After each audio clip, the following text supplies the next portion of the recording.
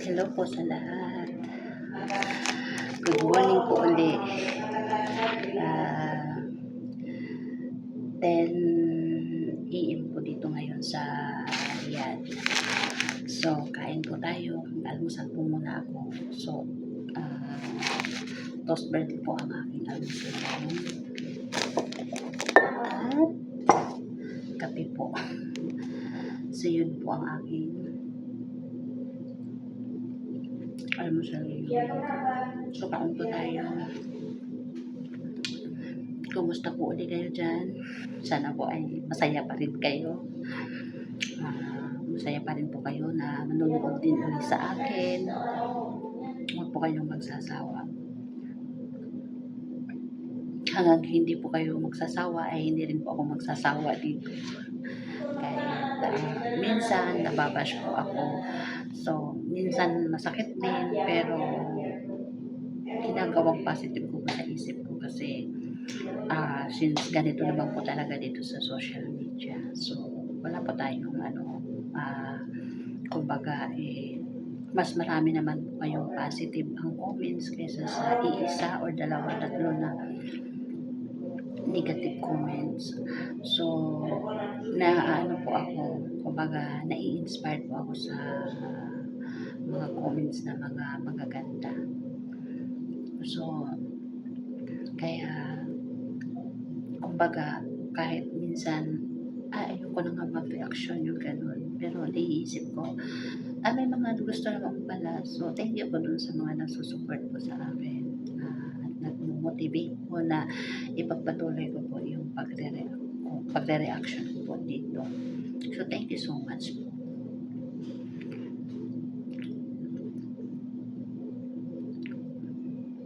So, ngayon po, nakita ko doon sa Facebook naman, saka scroll ko, nakita ko si Chris na pumunta na sila sa farm nila, doon sa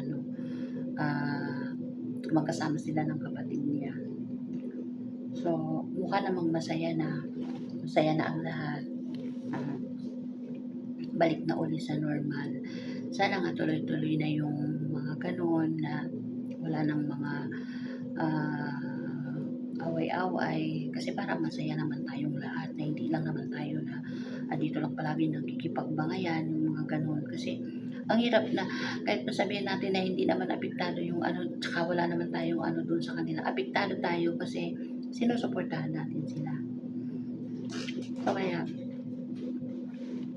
sana po lang tayo yung mga positive lang palagi yung isip natin kahit minsan may mga pinagdadaanan tayong mga diba? Hindi naman maiiwasan yun. Kumbaga yung nangyari sa kanila is pagsubok lang yun. Unti-unti naman nang nalalampasan. Kaya sana is ang naman po natin is sana maging tuloy-tuloy na yun. Yung ganon. Kasi tayo naman dito ay lagi lang nakasupport sa kanila. Yung mga dyan na nagagalit kasi daw naman daw ako dati galit kung ano-ano. Meron gano'n naman po talaga tayo pag galit, diba? Makakapagsabi tayo ng minsan na paggalit natin, paano natin ipagtatanggol yung isang tao, diba? Makakapagsabi tayo minsan ng medyo masakit na salita, pero part yun ng emotion natin pag nagagalit tayo. Pero tayo po ay tao lang naman, matuto po tayong magpatawad, di po ba? At sana po, yung mga ganyan naman, wag nating anuhin na lang natin na hindi natin patawarin yung tao, ganun ba? Patawarin din natin kasi kumbaga tayo nga nagkakamali, wala namang pong perfecto dito sa mundong ibabaw, di po ba? Siyempre tayo, yung support natin is 100% po is na kay Krishna. So, anong mangyayari po, ang suporta po natin ay na kay Krishna. So, kung may mga man po na manonood tayo ng mga vlog nila na nandoon si Krishna, yun po ay part din na pag-support natin kay Krishna. Kasi hindi rin naman natin panonood sabihin nila, ay hindi na, nalaos na. O di po ba? Ayaw natin mangyari yun. So kaya, hanggang nandoon yung sinusuportahan natin, panoorin natin. Di po ba? So, gano'n po tayo kaano sa kanya. So, kaya wag po tayong magsasawa na tawag nito, na suportahan ang bawat isa. So, yun po, 'di po ba? Matuto lang din po tayo, tsaka yun nga, lawakan natin yung isip natin, yung pangunawa natin, lagi natin tatanggalin sa isip natin yung inggit. Doon po sa mga nagko-comment ng mga masama, wag po kayong mag-comment ng masama kasi kami po dito na mga nagre-react ng mga ganito. Ito po yung kumbaga yung pinili naming ano ba yung tawag nito?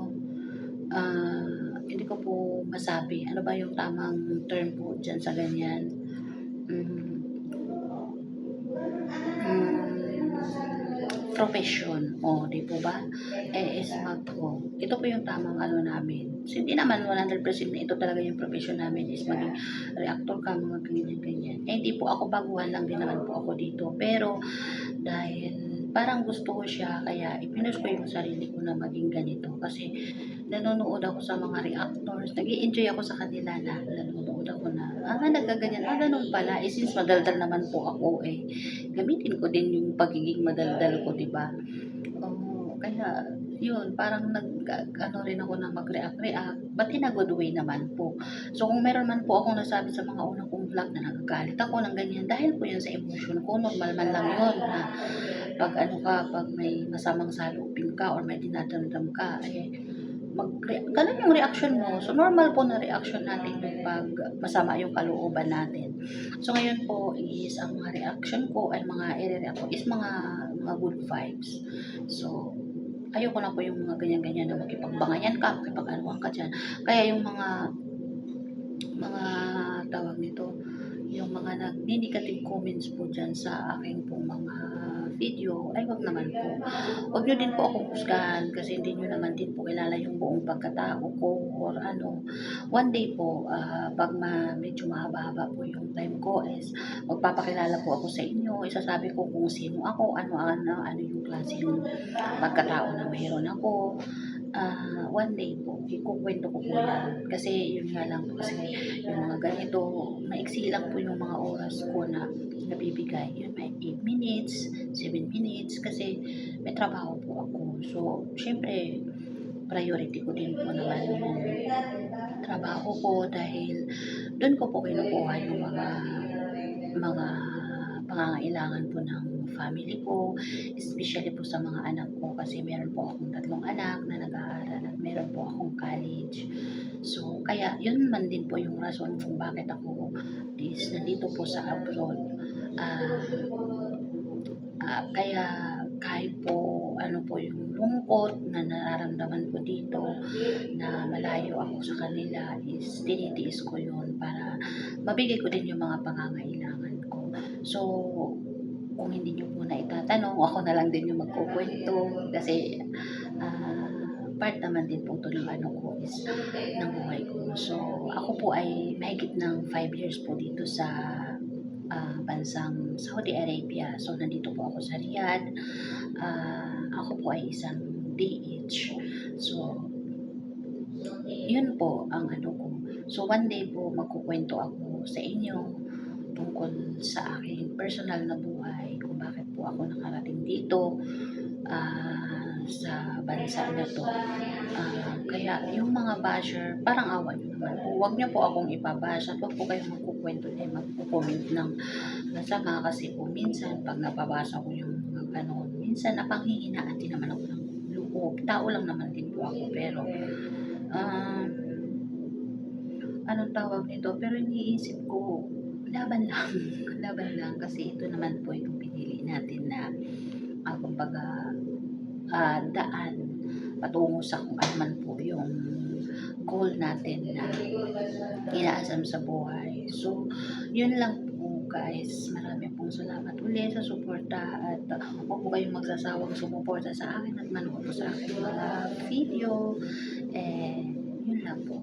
So, maraming salamat at magandang araw po sa inyong lahat. Magandang umaga po dito umaga pa rin po dito sa Riyadh. So, 10 o'clock po dito ng umaga.